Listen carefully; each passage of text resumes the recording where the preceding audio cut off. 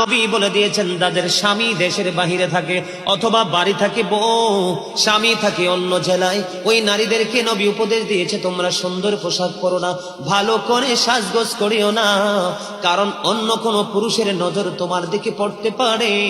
ও বন্ধু, নারীরা যত সাজগোজ যত সৌন্দর্য সবকিছু স্বামীর জন্য, অন্য কোন পুরুষকে দেখাতে পারবে না। নারীরা হলো গোপনীয় জিনিস। কি জিনিস? গোপনীয় জিনিস। তারা থাকবে পর্দার ভিতরে, ঘর থেকে বের হলেও পর্দা নিয়ে বের হবে।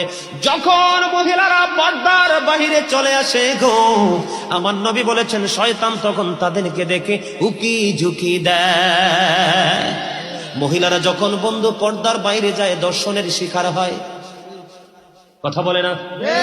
আজকে পৃথিবীর ইতিহাসে তথা বাংলাদেশের ইতিহাসে দেখেন, একটা ইতিহাস দেখাতে পারবেন না একটা পর্দাশীল নারীর জীবনে কোনো কলম